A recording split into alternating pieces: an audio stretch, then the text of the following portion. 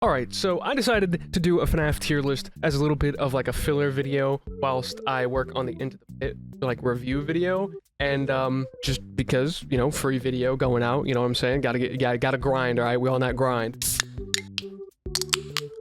And just to preface before we start, I'm going to be ranking them both off of gameplay and story. So if a game ends up higher than you think it should be, think about the story. Maybe the story carries it, or maybe the gameplay carries it. There's also a third, secret, more sinister category, and that's subjective. Simply put, I might just enjoy a game more than you. That's just...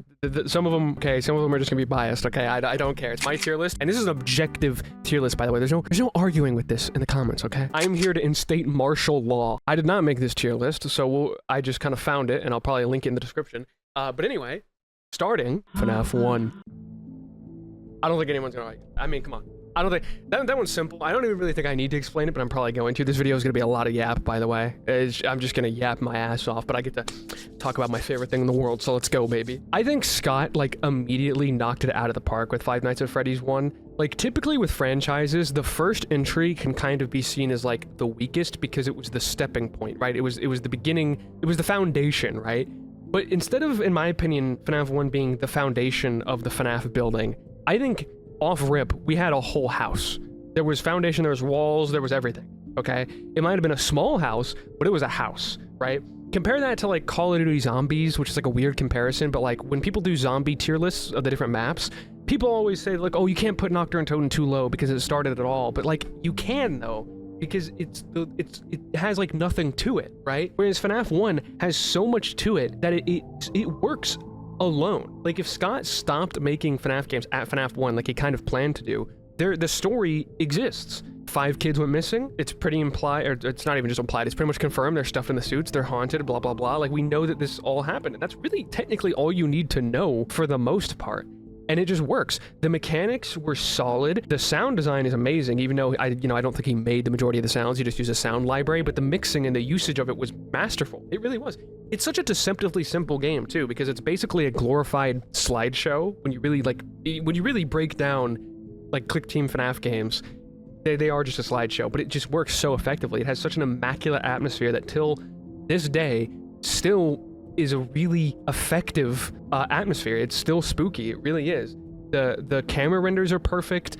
Just everything was just the perfect storm for this game and had a perfect balance of a little bit of lore and a little bit of good gameplay, which by the way is something we'll get into later, but it's pretty rare for a FNAF game to have good story and good horror and good gameplay. Those three things cannot exist all at once apparently. But yeah, that's S tier. I don't think anyone is going to argue with me on that. That is just it, you know, it is just, it's not like a rose tinted glasses thing. It genuinely is just so solid. It stands the test of time. Even in 2024, 10 years later, you go back, you will have fun with that game. I promise. All right, FNAF 2. Now, some people, okay, because if you've seen some of my other videos, you probably know where I stand on FNAF 2, and it seems like a decent amount of people disagree, because I get comments quite often about how people disagree with me on this, but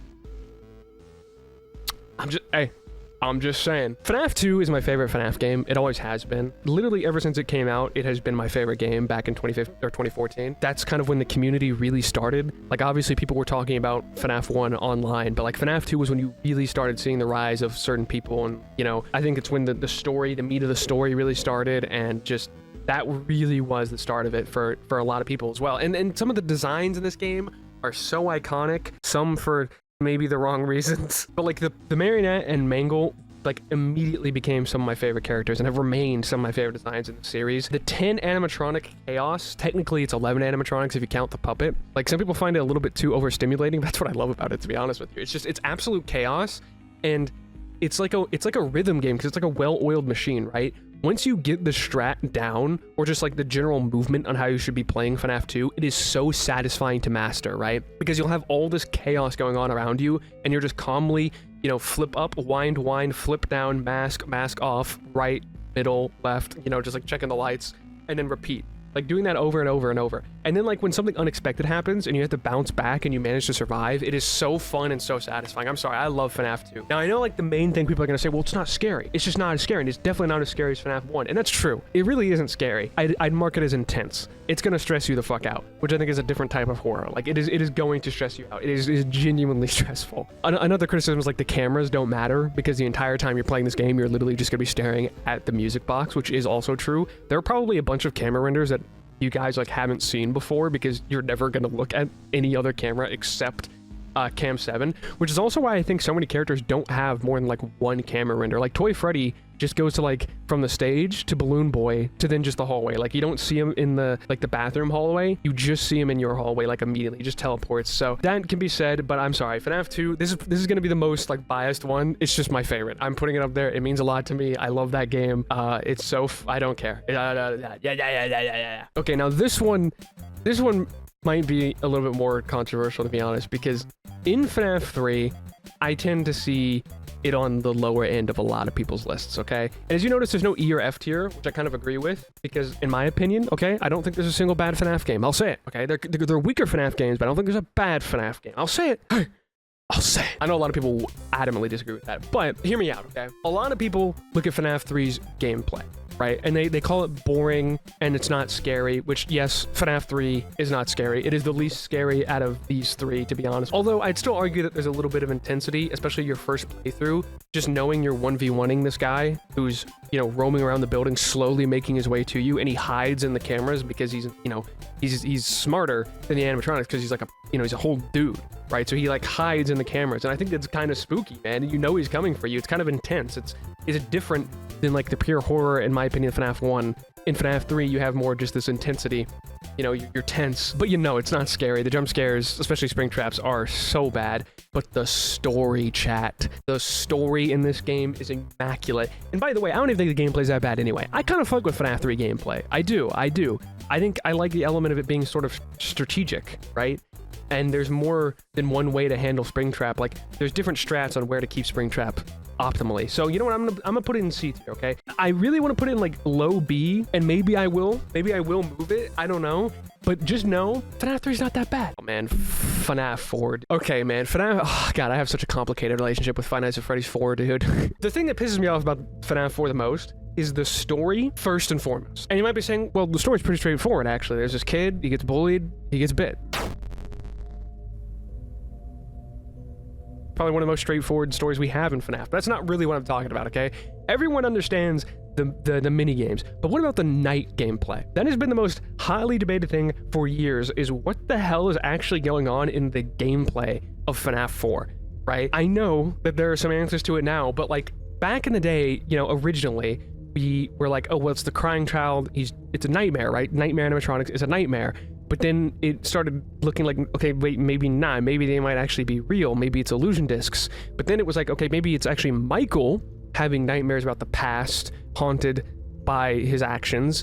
And then now it's more like, of all things, you know, Tales from the Pizzaplex, Didophobia. It's like, okay, well now Nightmare Gas. It's like, the story of this game has changed at least 3 times, because Dream Theory was 100% correct, by the way. That was real. 100% that was real. The story changed. Actually, even before that, the story changed, because the teasers for this game heavily implied that this was going to show us the Bite of 87, but when the game came out, we saw that it was actually taking place in 1983, so that was one story change. Then I think Dream Theory changed, and then I think the night gameplay also changed by the time of Tales from the Pizzaplex. So FNAF 4's story is just incredibly frustrating. It's not even talking about the box. I really don't even care about the box. I don't even think well, you know, the Scott interview happened more recently, and we know the box does not matter, but still. However, I will say this. I do like FNAF 4's gameplay, okay? Everything I just said about the story, it's got pretty good gameplay. It's got good gameplay. Now, the funny thing is about FNAF 4, and you might know this about me, I've mentioned it before, it's actually, in the past at least, I could probably go back and do it now, but it is the only FNAF game that I have never beaten myself. Now, obviously, it's been years, so I've watched many people play it. I've literally coached someone who played through the FNAF games last year, my friend Docker. I literally coached him on it, so I'm knowledgeable enough about how the game works despite having never beaten it myself. Because it scared the shit out of me, man. Like, the atmosphere in this game really is effective on me, or at least it was back in the day. I don't know why. It just always fucked with me.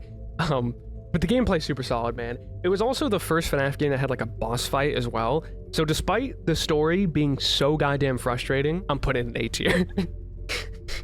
I'm putting it in an A tier. FNAF World is not really like comparable to these games. I didn't make this list, so I'm gonna move FNAF World over here. There's also My Pop Goes for some, and Pop Goes Arcade. What the fuck? I'm gonna move these over here. We might do these at the end, but I don't really think they're comparable to these, so it's kind of hard to rank FNAF World among these, right? Like, I like FNAF World, but like, you know? Here's another controversial one, okay? Because I either see this at the top of people's lists or the bottom of people's lists, no in between. I see both sides of the argument. I really do. Sister Location is a super unique game, and it came at a unique time in the community as well, because a lot of people had left after FNAF 4, because overnight, at some point between 2015 and 2016, FNAF and Minecraft, but FNAF became cringe, and so a lot of people left the community by then, and a lot of people left from Sister Location because they were like, this is a little too much, a little too sci-fi for me type shit. So this was like a turning point for Five Nights at Freddy's, I think. For some people, it was for better. For some people, it's actually indifferent. I'm pretty indifferent about it. I don't really care. For some people, it's for worse, though, obviously. But the story of this game cannot be understated as just really strong, okay? It was one of the most story-focused FNAF games, if not the most story-focused FNAF game. Some of that night gameplay isn't even that great, and it weakens replayability, right? It does. The gameplay is weakened because I don't think you can play it consistently back-to-back like you can the others, because things are set in stone. Like, we know exactly what's going to happen. There's a lot of scripted moments in this because it's narrative driven. But that story is really, really solid, and because of that, right now, I think I'm going to put it in B tier. Okay? The gameplay is I don't think it's as bad as some people say that it is. I think if we were ranking just gameplay, it's probably top C. But if we're adding story, it's going in B, because the story is really good. And I don't think Custom Night was that much to consider it its own game, so I'm not going to rank that. But, you know, that did add some lore, and that adds to this being B tier, okay? The story's great. If this was just story, it'd probably be an A tier, but gameplay brings it down, story brings it up type shit, all right? Balanced, perfectly balanced. I do think Innard was a bit of wasted potential, though, because we just immediately lost Innard after that. I kind of think Molten Freddy is kind of lame in comparison. I kind of wish he just remained Innard, because Innard was a cool idea. FNAF 6, oh, FNAF 6 is a little complicated too, because the Pizzeria Sim elements are awesome. I love that. I love it so much. It's so cool. It's so fun. The story for this game is immaculate. As I've said multiple times, and I stand by this, the FNAF 6 ending is one of the best, like the canon ending is one of the best endings to a video game I have ever seen in my life. And I fucking mean that, bro. And I've played Red Dead and Red Dead 2, bro. And I don't care, dude. FNAF 6 is goated. That ending speech goes fucking hard. Yeah, the story of this game is immaculate. It wrapped up so much in a very neat little bow. There are some lingering questions that were added from this, like fucking Midnight Motorist. I don't know, man. I still don't know. People still don't know. There's tons of theories on it and stuff like that. The one thing, though, that brings us from not being an S tier, the Office gameplay, it sucks, man. It's bad. And the thing is, too, is people didn't even really fully understand how it worked until like more recently. Like, I'd say like the last 2 years. People just winged it, dude. They either just played safe or they just played hella aggressive and just went for it and won. Like, we did not understand how the AI really worked. And it's kind of lame, too, because you never even see the animatronics until they jump scare. You don't see them in the vents. They just sort of pop up, and the jump scares look terrible as well. I don't know what happened there. I like the models. Like, I like the Scrap animatronics. I love Scrap Baby. It's like one of my favorite designs in the series. All right, Lefty's great. Molten Freddy's fine. I don't want to talk about Scrap Trap. We don't talk about him. But the story and the Pizza Sim elements and how good of an ending that was, it gets carried. It gets carried to low A, bro. It gets carried to low A, man. I am still disappointed, and will forever be disappointed, though, that we never got, like, an infinite Pizza Sim. Like, I wish he hard committed to the Pizza Sim elements of Pizza Sim. UCN, my beloved. Okay. All right. I mean, I'm sorry. Like, come on, bro. This game was the most gameplay-focused game of all of them, right? By far. You know, like FNAF 1 has a good balance. FNAF 2 is all about gameplay, not about scares. FNAF 3 is all about story, so the gameplay and the scares suffer. FNAF 4 was more about scares and story. Actually, I think it's more about scares and gameplay, so the story kind of suffered. Sister Location is like all about story, so the gameplay kind of suffers, but the scares are all right. FNAF 6, I think the story is immaculate, but the scares kind of, you know, fall off, and the gameplay falls off because of that. But UCN was all gameplay. That's what it was supposed to be. It wasn't trying to be scary. It was literally a celebration of Five Nights at Freddy's. and it was amazing. Number one, it was such a hype time to be in the community. You know, the race for 50/20 mode, as well as like Darko's challenge to get the original Scott interview. It was just such a good time to be in the community, and it's actually genuinely fun. I think still to this day, this is one of my most played FNAF games. I think Security Breach might have passed it, but like I used to play this all the time back in the day. I'm definitely hella rusty now, and I never beat 50/20 mode. I really want to get around to beating 50/20 mode, by the way. That is something that's on my bucket list, chat. You know, look out for that. That might happen. That might happen sooner rather than later. Ooh, help wanted, dude. Okay. In the past, if this was 2019 or 2020, I'd probably put this top of S, like objectively speaking. But now I've seen the full potential of this, and so because of that, it's only gonna go top A. Help Wanted, such a solid game, and is genuinely, probably, if you play it in VR at least, the scariest game. It just is. It is terrifying. Now, I know some people are like, well, you're playing it up for the game. Dude, if you put that headset on, buddy, if you put that headset on, it's a whole different ball game, dude. It's a whole different ball game, dude. It is genuinely terrifying. It really is. And that's one thing that J-Top even said in the Steelwool interview that Fnaf did, or John, that they purposely made Help Wanted 2 a little less scary, because one of the major complaints of Help Wanted 1 that they got was that it was too scary. I think I put Help Wanted down because a lot of it is just an adaptation of what we already had before, so a lot of it is just playing FNAF 1 again. There are some original mini games, but like a bulk of the game is just adaptation. At the time, that was huge, because people really wanted FNAF in VR, because they're like, that's perfect, that's perfect, like that works perfect. Now I think that it's aged a little bit, it's a little janky. It's a really ugly game, by the way. It always has been. But flat mode is even fun in this game. I played a ton of this game because I never played this game in VR until last year when Help Wanted 2 came out, right? I beat this game back in the day in flat mode, and I still had a blast. It's so fun. You get a ton of content, because I think there's 40 mini games. So like you get some bang for your buck with this, because this is the most expensive game so far. I think it's 30 or 40 bucks, but I think you really do get some bang for your buck here. It's genuinely so fun. And I know like the story got confusing because, you know, they canonized the FNAF games to FNAF, and that was like, what is going on? And then, you know, understanding Glitch Trap took years. It also introduced Vanny, my goat, so, you know, there's that. Oh no. Oh no. Okay, well, you know what I said earlier about there not being a bad FNAF game? Yeah.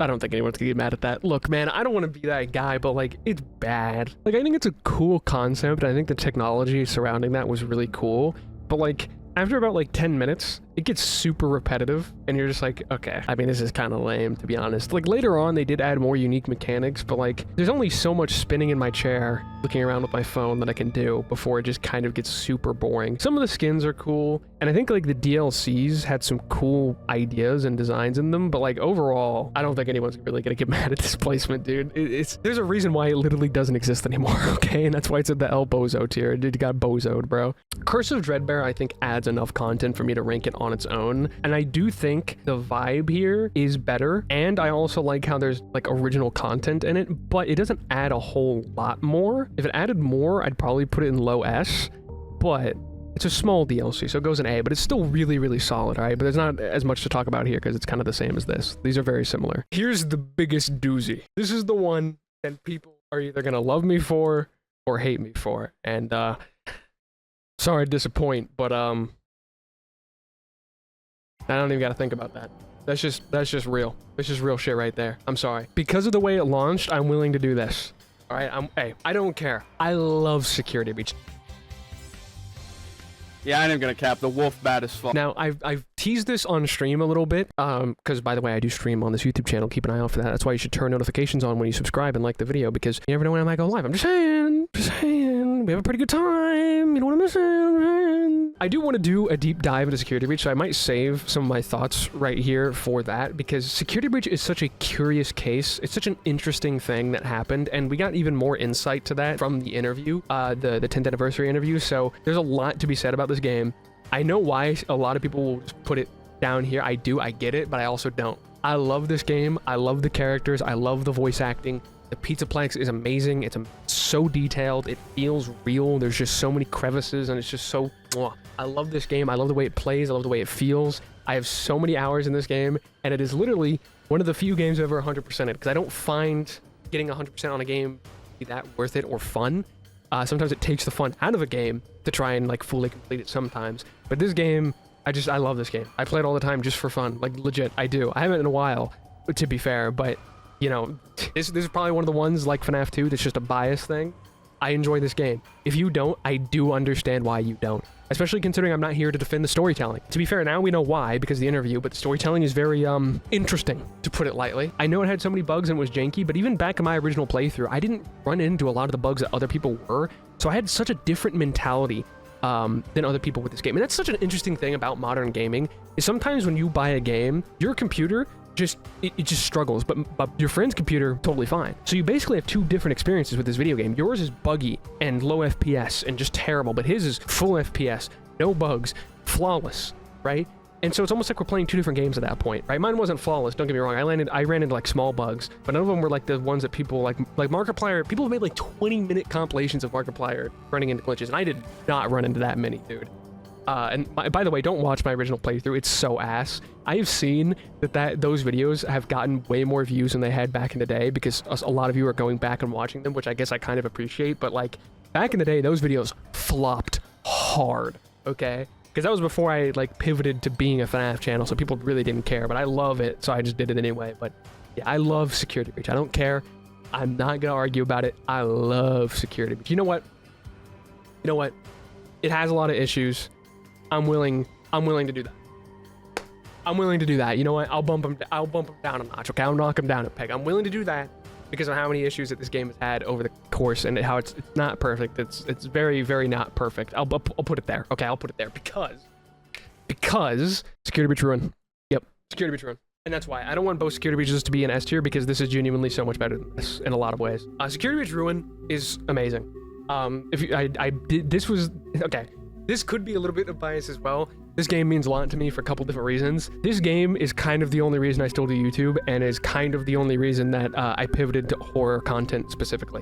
So there's a good chance that the only reason you're here watching this video right now, even if you didn't subscribe from this video, is because of this video, because I wouldn't be here otherwise. This game kind of saved my YouTube career because the video didn't necessarily do well or anything like that. It did better than I thought it would do. It did way better than I thought it would do. It got like 212 views, I think, when it came out back in the day. It's a linear story, so it's much more straightforward. There's a lot more to just concisely understand. I liked Cassie a lot because Cassie is far more of an empathetic protagonist because she cares for the animatronics and she actually kind of reacts to what's going on. Gregory, on the other hand, is just kind of a sociopath, doesn't really give a shit. He's not really that scared, and he murders every animatronic, no remorse. He even lies to Freddy about it. He does not care. Gregory is a menace, bro. And to be fair, I don't think that's bad writing. I think that's intentional, especially considering the events of GGY from Tales from the Pizzaplex. Like, I'm pretty sure that that's intentional. The ruined Pizzaplex hits so different, and I think it's another reason this is going in S tier. Because think about it like this. We have never really seen, unless you count like the FNAF 4 mini games, we have never really seen up until this point a restaurant in operation. FNAF 1, the restaurant is decrepit. There's spider webs and mold everywhere. Same thing with FNAF 2. FNAF 3 is not even a restaurant. I guess that kind of counts because it was meant to look the way it did. We saw that Pizzaplex fully in its heyday, right? People literally just left the Pizzaplex as the game is starting in Security Breach, right? They literally just left. So we see it in operation. We see it like it's frozen in time in its heyday, at its peak, right? Then in Ruin, you see how we usually see it. It's dilapidated. It's in ruin. Get it? That's why it's called Ruin, guys. Who could have thought? But it's almost sadder. It hits different because I know what it's supposed to look like, and I know what it looks like when it's all joy and whimsy and colorful and fun. And then you see this, and it hits so different than anything we've had before.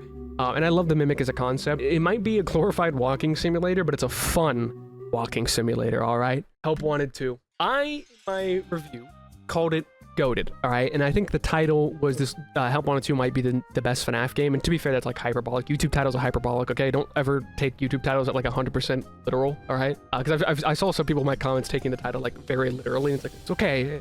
I said it, number one, I said it might be, not that it is, but if you don't agree, that's fine. It's hyperbolic. I don't even think it's the best, but I am gonna put it here because this game was so fun. Look, 2 2s. That's crazy. This game was so fun. It really was. I think I could go this either way. Either or, I think really works. Help Wanted 2 was a perfect sequel.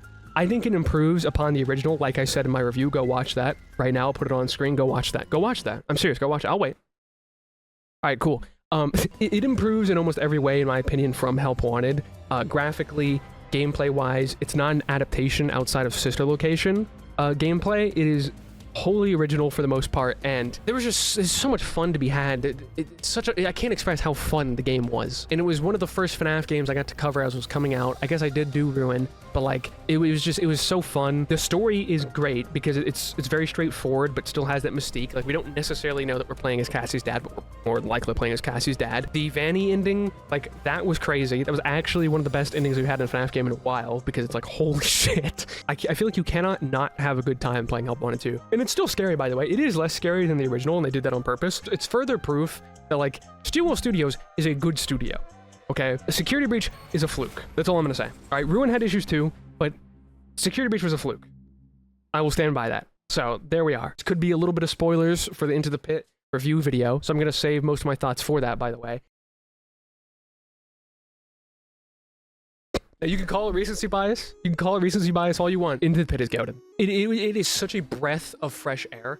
I don't think that this needs to be like the new standard for FNAF games, right? I think it's good that we can now have like more Mega Cat Studios games that function like this, and also Steel Wool games that function the way they do with Security Breach, and Steel Wool games that are VR.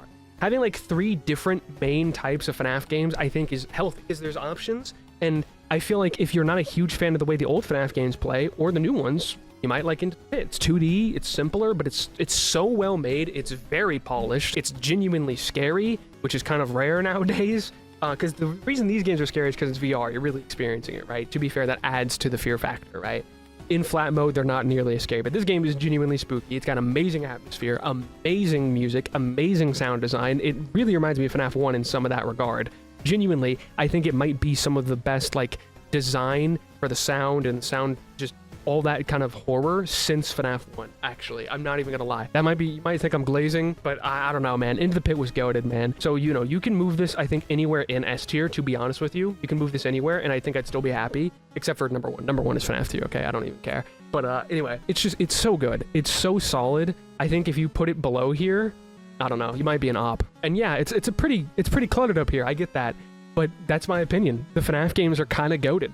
And this actually isn't an opinion, my fault. This is objective. This is the truth. You will obey this tier list. In all seriousness, though, like, I do want to hear your guys' thoughts in the comments down below, like what you think of this tier list. If I did not cook, or if I cooked, I might get absolutely baked in the comments, or maybe I'll get praised in the comments. Who knows? Yeah, we do have these leftovers, but it's hard to rank FNAF World like amongst this. Like, I think FNAF World is like S tier because I love this game, but like it's going for, you know what? Fuck it. I'll just put it in S tier. I don't even care. It's S tier. I love FNAF World. I love FNAF World. My Pop Goes doesn't really count, but my Pop Goes would go in like high B. It's fun. It's nothing crazy, okay? I never even played Pop Goes Arcade, but there you go. There's the final tier list. There it is. Like I said, let me know what you guys think in the comments down below. I'm really curious to see what you guys think of this tier list. Whether you think I cooked or whether I'm going to get cooked. Besides that, if you like the video, leave a like. I guess if you dislike the video, leave a dislike. And subscribe if you're new here, okay?